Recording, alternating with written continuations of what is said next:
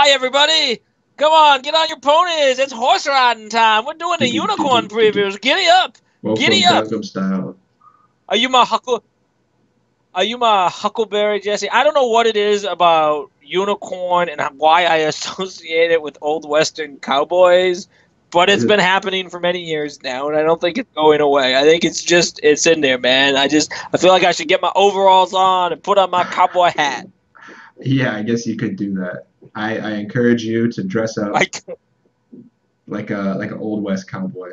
I'm Jesse Grabowski, and that it's a specimen of humanity. Paul Ashman. How you guys? We're talking unicorn today. Let's talk about unicorn that starts with 4 gold. I think this trait does not matter in the least. Everybody's sort of thinking this is to balance unicorn's economy. I think it will do nothing of the sort. I mean, it stops them from getting cloth market on turn 1. So I mean, it's clearly just all drawback, right? I mean, it's just a clear attempt to power down what was a very powerful stronghold. The stronghold's still very powerful. All the abilities there is still there. The engage is there. They didn't suddenly give it absent or anything. It's just the same. You get a little bit less gold, but gold schemes have smoothed out so dramatically with the Forgotten Legacy. Right. And having 5 gold is still better than having 4 gold. So it's a hit. You can't say it's somehow just as good. It's clearly a little bit worse, but only a little bit. And I think that's noteworthy. For sure. The other thing is the way that gold telescopes. You buy gold for 2 turns most of the time, and so you're still going to have your 5 gold production advantage on turn 2. So basically, you get a free 1-for-1 holding on your first turn. I don't see how this balances them at all. I think we're starting so far with 20 festivals. I've started to get a little bit more guys on too with like looser holdings, but it's just an extra gold, right? Everybody else is going Forgotten Legacy with a 1 gold holding. I have 8. Unicorn can do the same thing and have 9. 9 bigger than 8, ergo better. I mean, there's the way gold cost attachments are like the way attachments are costed. I mean, the game needs gold. You have more gold. It's still a bonus to have 5. Even if you haven't figured out how to properly develop your gold schemes yet, Unicorn players, you will, and you'll be happy that your box makes 5 other than 4 on every other turn. Yep, otherwise I think there's absolutely no changes to this box. It's a good box. We've been pretty happy with almost all the strongholds except the fact that Scorpion still exists and Mantis is probably still too good, but this is a really it was a solid stronghold. It did what it was supposed to do, and I have no complaints with it. Okay. Maybe a little unflavorful now because there's less cavalry guys like Ichi De Toru, who is just a Magistrate Shugenja. It's for the honor deck because that's the only conceivable place for this personality. And I guess it bows for 4 for Wrath of Osanawo and Redirecting Rage when it blows up, and okay, but I don't want to play you in my honor deck, so whatever. Yeah, so the question is where he fits in the Shugenja deck. Up to this point, it hasn't played cards like Chasing and Redirecting because Unicorn Shrugs tend to be 3 chi. So this guy's kind of refreshing. He goes to 5/4, Soften Aura, Stones of Purity. Yeah. So okay, but no cavalry. We like Stones on the Breaking Bad guy because he's a 5G.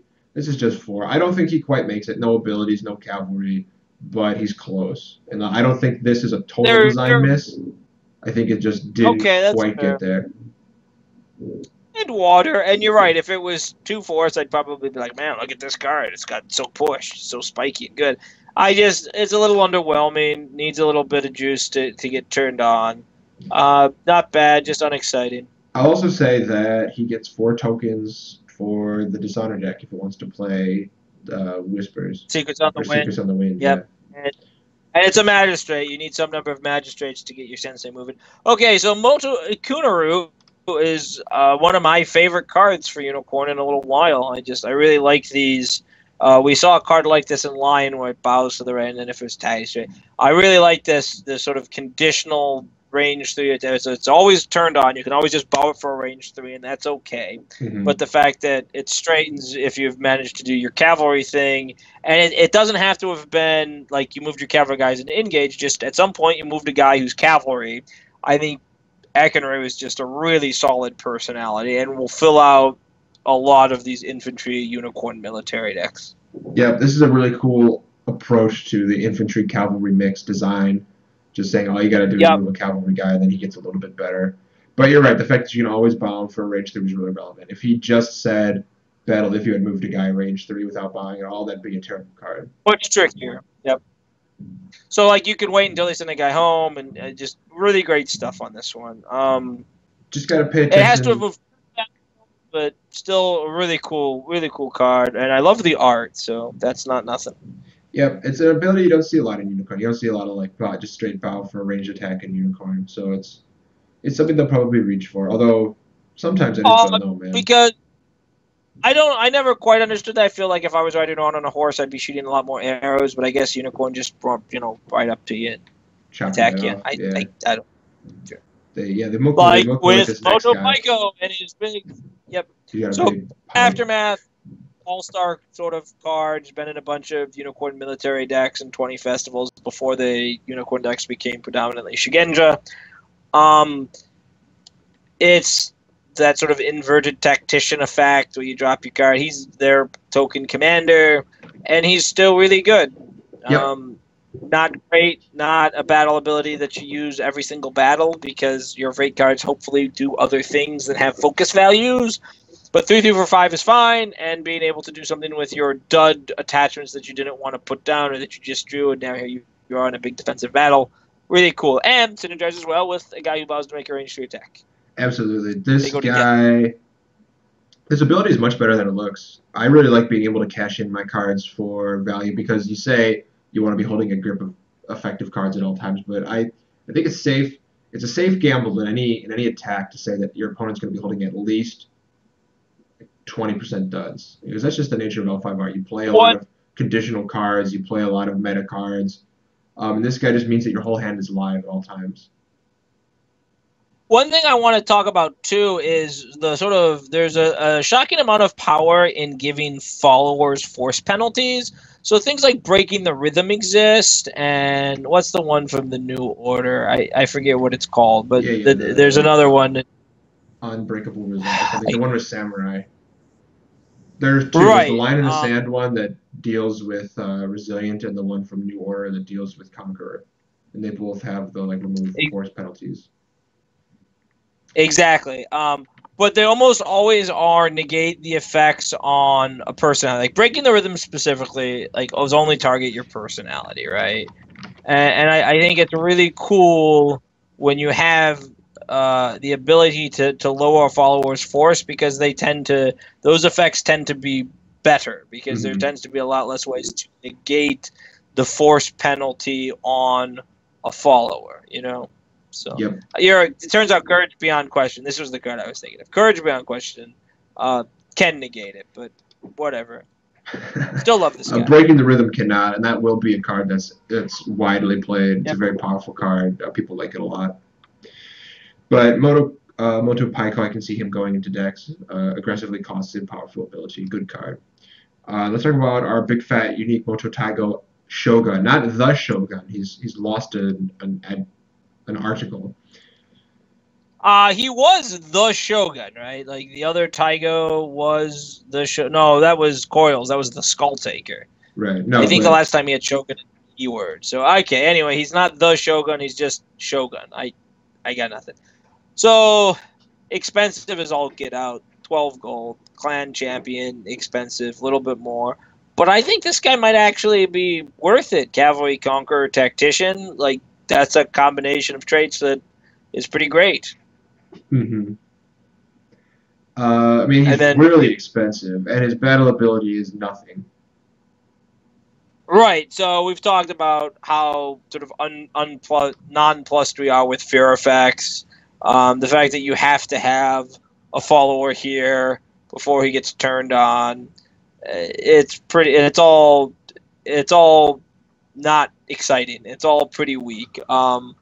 But you give this guy a good-sized cavalry follower, one of the cats or something, and he starts taking provinces, and he's playing offense, and he's playing defense. I think he's probably too expensive for most of my decks, but I can sort of see how he gets. I can see how he gets designed. I don't think he's too expensive. I think that you're gonna play him because you gotta play him because 5/4 really I think is where he should be. Don't you think? I mean, he can still for tack 12. a 4. He can still tack a 4 and take provinces off of a lot of the high honor clans. And you're right. All by himself, and then like you said, you just give him a follower, and he can really go to town. I think that he's just too good to not play. The fact that he's 12 gold sucks, and it means that he's the only guy you're buying on the turn you buy him. But if you just buy this guy in your turn 3, I don't think you're doing bad, especially if you're playing against a 7 PS box. Yeah, no, and I agree in that. I mean, if you get him out early and you have the attachment and they don't have any good cavalry defense, he becomes a real bear to dig through. I mean, he's just a big, powerful personality, and he takes provinces well. He's the Shogun. He's supposed to be able to just ride over and take a province, and he does that. And yeah, he just doesn't give you provinces when he does, which makes him unplayable. That's exactly so. Let's talk about another bananas card here, Moto Yaotsu. This was, yeah. So he's a solo of a card that was in Celestial Edition that saw all kinds of play, and I think he actually came out. Yeah, no, he's clearly just a main Celestial card. I don't remember if Q-Yon was around for Samurai, if he ever got to do Arrival of the Obsidian, whatever the one that was, target your 9 gold cost guy, make him a 10 force. There's a fate card. Sure. Someone. Yeah, Arrival of the Obsidian Champion. Else. Yeah, someone else. But he was awesome in that. Now, you used to be able to get him for 7. Now you have to pay the full 9. And I don't love that they left it as a trait instead of some kind of, like, interrupt. We're supposed to have interrupts now. We're supposed to, like, not have these weird trigger traits. And this feels like it could have just been repeatable interrupt tireless or something. But man, this guy is just great, isn't he? No. So I mean, that's a really problem. Here's what this card's all about: accessible terrain. Yep. You can with this guy, it turns accessible terrains into rallying cries on the defense if in the right circumstances. And I know it's sort of a corner casey thing, and your opponent can move into. But all of your bound guys are online, their bound guys are offline with the accessible comes down. And it's insane. Like all of the Doopy, there's a couple of discipline, couragey movement. Yeah, I hadn't thought of accessible terrain that don't straighten. Yep. This guy's he's awesome. Accessible is the obvious choice because it's like a repeatable. You can get repeatable benefit out of his ability. But yep. I just like that, you can have him and maybe have 1 or 2 of them, and they play block supply lines, and you don't have back to the front. You have something else. And right, that's the other thing. That's something else now straighten the guy. Yep. If you're playing the courage one that doesn't straighten you, or there's a couple of like discipline actions that don't straighten you. I think even Thrill of Daring doesn't straighten, but it straightens Yaotsu. So I mean, and he's another platform, as a commander. The idea of unicorn commanders, which you've seen before, is you get your commanders and you throw some followers on them and you cavalry around and take some provinces. And at 4 force, he might actually be able to. You might be able to construct a deck where you buy Yaotsu and then you give him probably 2 followers, but maybe 1 big fearless follower, and he takes provinces. And he's a good personality. So because the commander have follower synergies. If there's nobody at the battle, and he assigned and was sent home with a block supply lines, and I Thrill of Daring him in, does he straighten? I don't think so because you didn't after the action resolves. So after the action resolves, he is in his own army, so he straightens. Yeah, I mean, I feel like the answer is no, but don't ask me why, man. I don't know how rules work. How do you feel that it's a trait, by the way? Are you with me on the complete inconsistency of abilities versus traits? It's a totally different ability with an interrupt. I mean, they could have made it repeatable interrupt, but I think the card becomes a lot more dangerous as a trade. These sort of blanket break the rules effects are always at the Yes, heart I of these think degenerate combo I think decks. right. I think the trade is. I think the fact that they made it a trade is cause for concern, and it's just unnecessary. Agreed. Well, let's pop on to another. Hey, This is a Zydron Diamondera. or whatever. She was on the Yeah. she was on So the box art. She's on like the box display art for yeah, the Diamond Edition. unicorn when they had the unicorn one. So if you want a high force cavalry card, this is where you get it. It's 5 force, 10 gold, cavalry. Not a ton to say about that. Probably will play it with a big follower if you want to. I can see that. I mean, I can see that being a direction of Unicorn, developing your gold, buying a big guy, loading him up, and getting on with life. I feel like that's not what L5R is anymore. I feel like this card and even Yautsu are sort of these throwbacks to a different sort of era where games are a bit more mid-rangey. Because for 10 gold, I can get 2 other guys that each have 3 force and have other things going on for them. But people will try to play these kinds of decks. I feel like it's a card from a relic of days gone by that just doesn't really have a place in the format anymore. These sorts of cards get a little bit of a pass with Cavalry because you're playing something out of Spider, buying a 10 gold infantry guy with 5 force and an ability, loading him up and attacking, and then just getting stuffed by the favor, getting stuffed by a come one time or something. The benefit here is that if this is your first guy, give him a follower, you pretty much still get your free first province. And High Printed Force isn't for nothing. There are abilities that reference force. 5 is a lot. I mean, there's all kinds of cards that are 10 gold that don't have 5 force, that are 12 gold that don't have 5 force, that are, so, I mean, that's a big stat for a force stat. I just don't know if it's big enough, and if the personality is like having nothing else going on. It's hard to get excited for. Also, if the Dragon Child bows this guy, it's Blowout City. Absolutely. Huge Blowout City. You're right. So, it's a card. Our final analysis. My cogent analysis is that it's a card. So we've got Shinzu. So this is the first. So far, Unicorn have been. I guess the ranged attack guy has a little bit of spicy to him. But so far, they've just been kind of numbers and keywords, right? There hasn't been a lot of really neat, cool stuff. This guy is the first one that has like multiple lines of text that are kind of okay. So Fear 3, which we kind of hate, honestly, but if they're dishonorable, it gets through all those victorious wave men. And if it bowed them because they were dishonorable, you can gain an honor by reading. So at the end of the day, it's a Fear 3 that can get a dishonor. So it's all for your sensei. You're playing the sensei. You're playing some dishonor effects to make sure you can leverage the sensei. And now it's a Fear 3. They can always make sure to hit the guy even if they have followers. But as we've said many times, the Fear 3 effect isn't for us, or at least it's not for us on 7 gold cost guys. That's just not that good and exciting. Yep. And agreed. So what is this guy at the end of the day? 7 gold for my honor deck? I mean, I guess if I desperately need some magistrates and I'm trying to honor out with the sensei, but I see the sensei as more of an aggro control card. No cavalry. I just gets a pass for me. Not a card I want to be playing. 7 gold for 3 force never I want to be. It's not even a cav tax. Like, we're paying all this gold for what? The PH, or are we paying it all for this ability? The magistrate trade? I can't imagine the magistrate trade costs anything. I just don't like this guy. There's nothing for me here. The fact that it re-honors them, so like you can't even just turn all of your guys into like I fear 3, I fear 3, I fear 3. Hey, I gained 3 honor. Like it's just nope. It's brutal. It's brutal. So next we have Jalar or Jalendu, I guess he is now. This guy's kind of cool. Oh, that's right. So I mean, it's all about tempo. It's all about sort of leveraging reserve and then doing something awesome.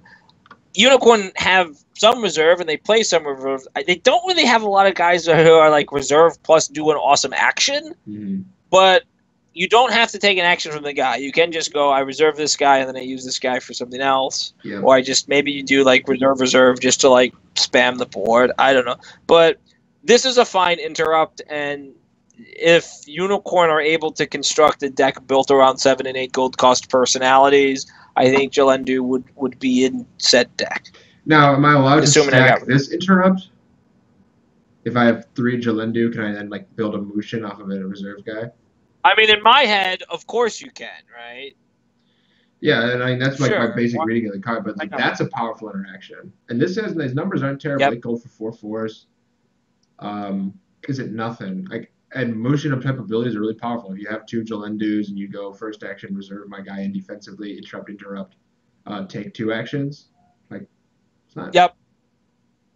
You know. Yeah, the problem is how much reserve is out there. Is there enough good reserve to make this playable, and are the actions impactful enough? But he's a fine military card. If he were himself reserve, he'd be pushed beyond pushed. Right. He's merely good. And there's nothing wrong with being merely good. I dig the turban too. Yep. Yeah, I feel like that's like an iconic art. Like, I recall that art very well. So next up we have a Shinjo. We're on to Shinjo Zhao Shen. These guys are fun to say. And I don't. So he's loyal because they don't want him being ported into Crane decks or even Scorpion decks. He dishonors people by bowing, unless they don't attack, in which case, whatever. He's there for the sensei, and I guess he has to be. They had to do something, but I mean, I don't want my. I mean, he's got low pH. He doesn't help you win through honor. He has no force. He doesn't help you win through military. He has the cavalry trait, but won't ever really defend. Whatever is basically all I can summon here. Only triggers on the attack. Comparing this guy to Bayushi Saya is an exercise in self-flatulation. Yeah, it's just not. It's not something you ever want to do. There is a horse in the picture, so I give them props for that, and he has the cavalry trait. Yeah, but he's walking though. Yeah, but that's okay. There's a horse in the picture. He's allowed to walk as long as it's in the picture. No, okay, I'm with you. So a card like this though is just so terrible. You'd never want this in your deck. You never want to buy him. He sits on the board. It takes up like physical space on the 18 inches they give you at tournaments to play. I hate cards like this. I don't want them in my deck. So, and we're the kind of guys who play decks with a bunch of like opens that do dirtly things to set up to pay off, and using the sensei to bow things, but just play Rank Half Privilege and Imperial Summons and use your sensei normally, and he's just not any good. And he doesn't contribute anything. I mean, he should have been destined. Dishonor is the lowest form of payoff in L5R. It's just a state change. It doesn't do anything. And so unless the payoff is like abandoned, or was that the card that was the package card that sent home all the unless there's like, or test of honor, unless there's some crazy high payoff for dishonor, there's no, like, dishonor doesn't do anything. If this guy had a trait that, if the Unicorn Sensei said something like, all dishonor personalities have a force hit equal to their pH, like, okay, now we're talking. Now this guy's playable. Because when you dishonor them, something immediately happens. But as it sits, like, it's literally just takes up space. He's common for a reason. You're not going to play him. Don't try to play him. Don't think he works in the deck. He doesn't work in the deck. I'd play Alliance Saya before I play this guy. Sure, yeah, I think Alliance Saya would be a fine play in that deck even. Okay, so I have a confession here on Shinju Nobunaga. I just now realized. So I saw the art and and I immediately recognized it as Zushin, who's a card who been out. But for some reason I thought this was like Zushin Experienced, and it was like the unique one that made the ranged 4 attack and didn't bow. And of course I'm way off. This is the non-unique one, which is a completely different card. But I think it's still okay. The problem here is the gold cost. Like, now you have to pay 8, and I don't think it's ever worth 8 to bow to make a range the attack. You can just get these effects easier, cheaper, play some 4 and 5 gold cost samurai, and then just attach a elite spearman or something. When you assign as infantry, you don't do the cavalry thing. It's 4 force for 8. So it fits in that mid-rangey deck we were talking about. So I think you'll see this card played some, but not a lot. It's pretty underwhelming. Yeah, well, the important thing about him not assigning is the +1 on his range attack. Range 4 is as big as you get these Sure. days. That's a fair point. Okay, I acknowledge that. And I think that this So card got a lot better with the change of the cavalry rules because you can cavalry somebody else it's and still most get his often effect.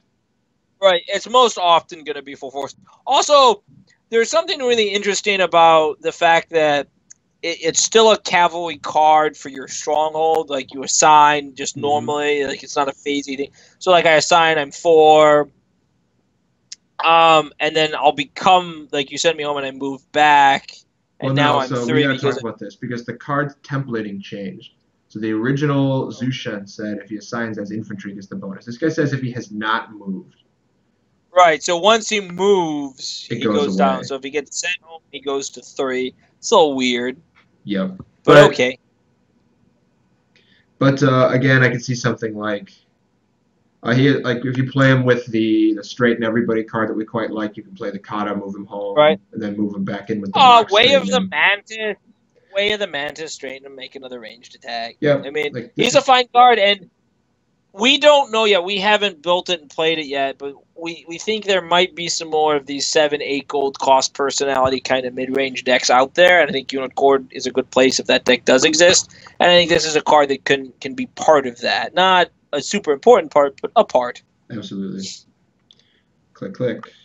Shinzo Taehuan. Okay. He's unique. He's a magistrate. He's a samurai. He's cavalry. He's experienced.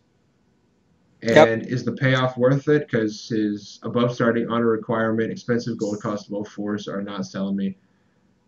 I'm Right. worried. So he's interesting because that feels like it would be a really powerful trait. Like, I send home your dishonorable guys and they can't come back. Mm-hmm. Like, that maybe is powerful in and of itself. I mean, that's a powerful trait if all their guys are dishonored and you have a bunch of send home. Yep. And then I'm winning the game through Unicorn Magic. Also, another wombo combo with accessible if all their guys are dishonored. Yep. And dishonor target enemy personality, and you may take an additional printed action on your magistrate or card in his unit. So, battle dishonor guy, take a follow up. So it's just an easy dishonor. This is one of those cards that we've talked about before, where it's like you make this guy non-unique, and I'm making all kinds of decks. You make him unique, and it's hard for me to get too excited about having him out at the moments when I need him to be out. Yeah, But I think he's those are quite good. I think he's that's a quite powerful line powerful. effect. He does feel like a It's a unique. Yep. His battle ability is fine. He's got it. That is a Justice of the Crane in his hands there. His trait is over the top. It's just the honor wreck, man, because it's not within 3 points. And he's so hard to leverage in the first early turns of the game is the problem, right? Like on turn 7, when a bunch of their guys are dishonored and I'm using send home effects or I've got my accessible terrain plays or something, like then he's really good. But you get gold and I get gold and you get like a guy gold and I get some guy gold and you attack. It doesn't. It takes him a while to be turned on. Well, the earliest Unicorn, the box is a 4, right? So the earliest turn he's coming out is turn 4. If you go guy on 2, guy on 3. Yeah. Yep. I mean that's tough. So he's like, pretty. 8 is huge. He's a late game guy. Yep. So I think 6 or 7. It would have been nice if they had stapled Commander on him so that we could put him back in our provinces painlessly with the 1 card, but that's asking kind of a lot. Let's pop on to Jitai. Really neat card that we've had before a couple of different times. I love that it was Jitai, now it's Jitai. It used to be like look at the soul of temp. No, like, it's Jitai, whatever. I love eject abilities. I think ejects can be really powerful, lets you overextend. Absolutely. This is sort of a janky straight effect with the box and the other guy that we saw. There's a lot of play to this sort of ability. So I'm always excited to see him. When they've gotten to good numbers, they're the first into my deck. This one's right on the border. It feels like it's not proactive enough, but then you play a couple of games and you see how it sort of allows you to put just enough force there and sort of maybe get away when things have gone sour. It's a really good battle ability. This is a really good card. I'm a little worried that now my unicorn decks are starting to have too many 8 gold cost guys. But like I said, if that works, it'll work out of unicorn because their box makes 5 and everybody else makes 3 or 4. And this is a good card, and it's been a good card and will continue to be so. Yeah, and we can talk about Jax in the first couple battles because the strength is that it forces your opponent to play cards to no effect. Like if you speed bump with this guy, yep, absolutely. They play a card, then you eject home. You ate one of their fake cards. You only get one a turn. Yep. Well, we tend to find ways to get more than one a turn, but yeah, I agree. And he can do things defensively. Well, now the pH is a little low, so it's not going to be great off like a Serenity or something. But I defend, I do something, I get out of there and try to do speed bump math stuff. It's a very flexible, it's a strategically flexible battle ability, and those are the kind of things that when played properly, really push decks over the top. You still need to have your action cards. You still need to have your straight powerhouse gas. But these kinds of supplemental effects are great, and it's coming on a very well-rounded force chi body. It's a nice sort of effect to have on a dynasty card instead of on a fake card too. So it's not something that's eating up an action slot in your hand. It's just this ability you have access to whenever you want it. Yep. Let's pop on to our first Utaku Kazue. I think the only Otaku in 20 festivals? No, I think there's one more. Anyway, yeah, what do you think? Is this your kind of card? Do you like your women riding horses, screaming at things? I don't have any opinion on women on horseback, but this is a perfectly fine card. Force penalties, -3 force, gain an honor, but she's above starting. So this is the kind of card. This is the kind of guy you want out as your first guy. Yep, you make it 4, and we're all over it. We're saying, like we were talking about with the guy who makes the range attack, where it's like numbers are it's a little high costed, but it's a fine ability, and it's sort of the whole shell is solid. But first off, it's only -3, and Unicorn and Ivory Edition have a 3 force guy for full gold who gives out a minus penalty. So little yeah, just. The honor rack it's just too frustrating for me. But still maybe run 1 or 2 copies, just not triplicate. Yeah, well, this is the kind of guy you want out as one of your first guys. I'll disagree with you. I think these numbers are just fine. 6 gold for 3 force out of Corn is perfectly good. And force penalties are great. Like, having more force penalties is better. Like if you're playing force penalties, you want all the force penalties. Like keep them coming. And that's true.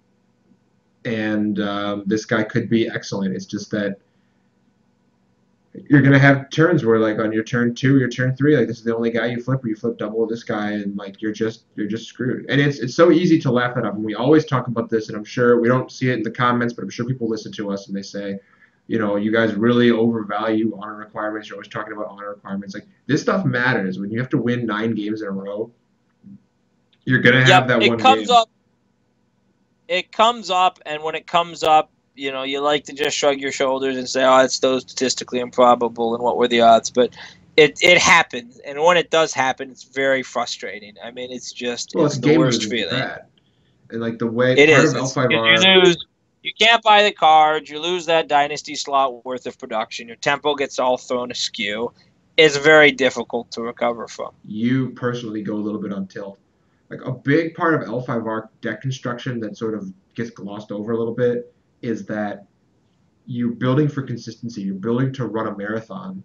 And the reason why a lot of the gimmick, explosively powerful decks don't win and why mid-game military decks tend to dominate L5R over and over again is just because they're consistent, that they don't have that one, when they're on their win and in game, they don't have to worry about these problematic flips or their stuff not coming together. And a guy like this can really throw a monkey wrench into that win and in. That's a point incredibly well taken, and I think it's something that as players we don't. Sometimes you chase the dragon and you want through the explosive thing, but yeah, those percentage points of consistency matter a lot. A lot. Yeah, and I also just don't feel like this card is so powerful that it had to have been a 5. I feel like, as my chase where this could have been a 4. It's like a Battle Maiden flavor thing, I think. Right, except as we move on to Atako Sekiku, we see a Battle Maiden flavor thing with Destined and Reserve with a 4 honor requirement. Yeah, and this card is great. She synergizes excellently with our Motep Turban, who will give us a follow-up to play that card we rip off the top. I played her pretty extensively in Emperor Edition. I think that she will continue to be played here in 20 festivals. Yeah, I like her. I like her a lot too. And same as it ever was.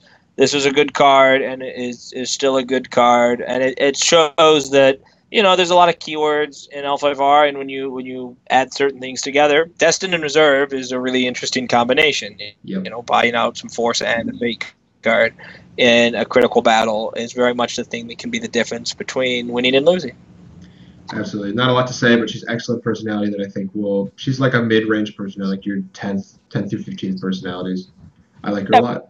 She's one of those good glue cards, right? So like, Absolutely. she has the cavalry trait. You don't ever really try to take it, but it's just if they happen to send her home, you buy her out. It's a cool card. She's filling the Okay, so now on to the Sensei. Right. Which is a sort of soft control card, and we play soft control, so we love it, right? Mm-hmm. Right? No complaint? Yeah. I mean, Are you reading it for the first time? So I always had to read these cards again. Like I have to read them again to figure out what the important lines of text are. There's always a lot that goes on in these cards. So I think the only thing that matters here is bow another player's dishonorable personality. That's what you play this card for.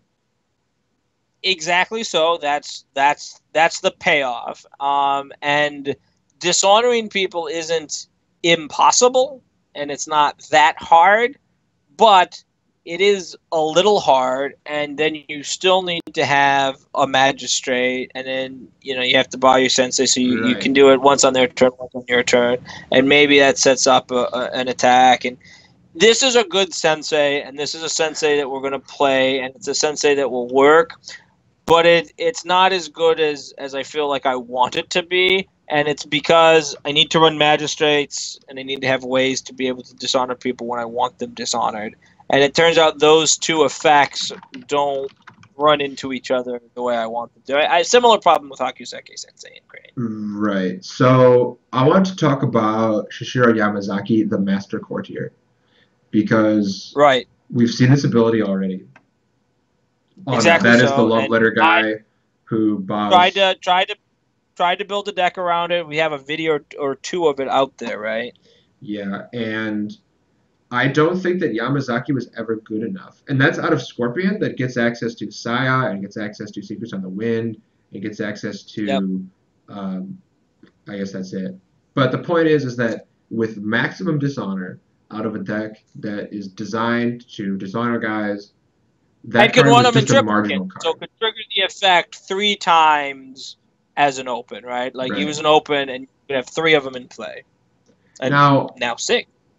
I think that IQ was pretty good, and I think that his stock is rising as we're progressing into 20 festivals here.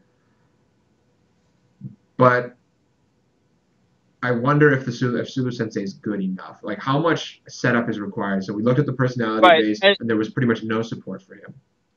So for me, you have to tell me, so it's like, okay, I've bowed your guy, and then the question is, what's the next step?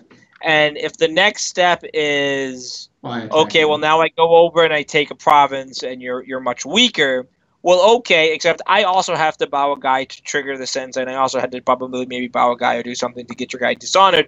So it's like I feel like there's a more consistent, straightforward, and stronger military deck that's not messing with all of this. It's just like instead of using this guy here to dishonor and using this guy here to trigger the sensei and bow your guy, I could just like attack with those guys and be a better military deck. So then, okay, well, this also has a nominal sort of uncontrollable honor gain. I guess it's a lot of honor if they have high pH. So then you're like, well, I'm bowing it, for honor. I'm just bowing the guy so it doesn't attack me. And I say, well, that's solid, but I can also just, play a Saki House Ball, play an Imperial Summons, or do other effects that prevent them from attacking me.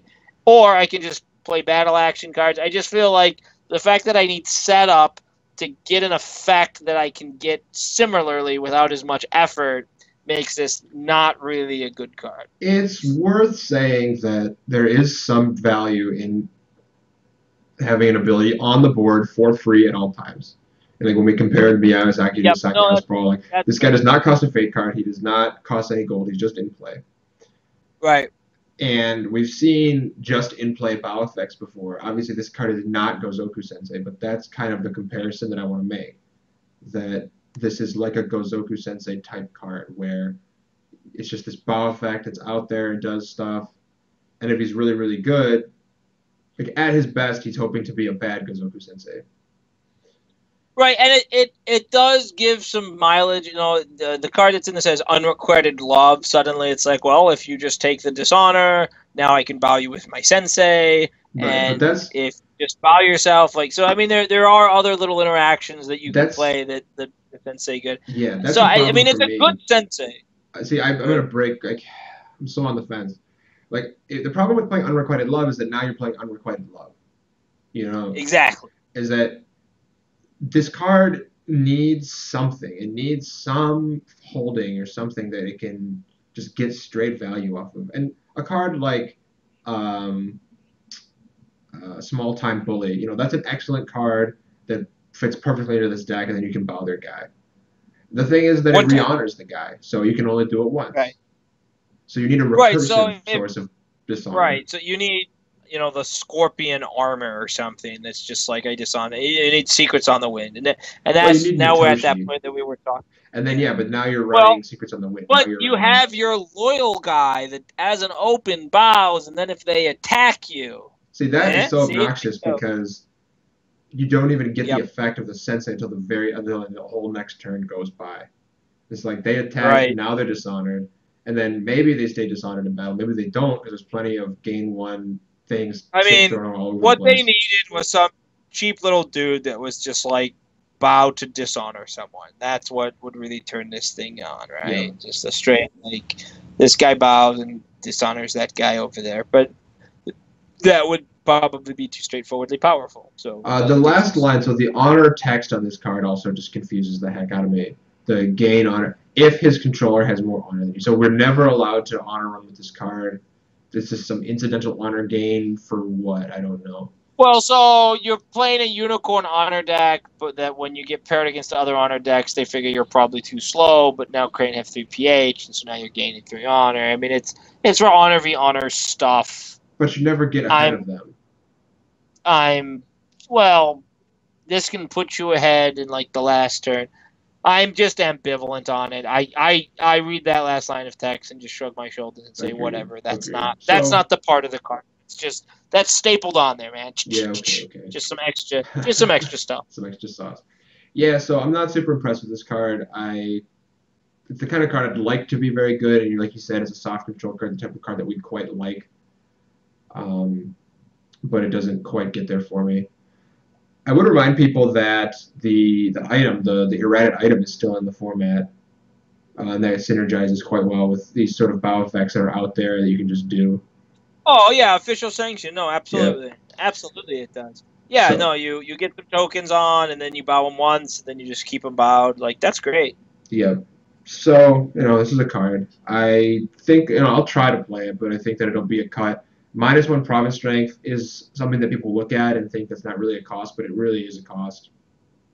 My problem is I don't know what I don't know how I fill out the rest of the deck. If Unicorn, like looking over these personalities, feels like Unicorn's being sort of slanted into a bigger, more robust military lineup where the personalities are a little bit more expensive, and that means the cost of bowing any one of them is now greater, and that creates this non-synergistic situation where it's like I don't want to bow a 7 or 8 gold cost guy to my Suzu Sensei. Yeah, I don't want to have to bow a 7 or 8 gold cost guy to dishonor you and then bow another guy to my, and that's where I start throwing into problems with the deck as it exists. I think in everyone's sort of vague imagination, you're bowing, some little guy to dishonor and maybe some other little guy to activate the Sensei, and then you just happen to have these other big guys over here that take provinces.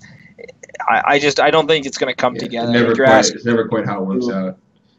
Yeah, I think you're asking the deck to try to do a lot of stuff, and I just think that you're better off playing a Unicorn military deck because they're good at that, or even honor deck out of the Wealth Sensei. Okay, everybody.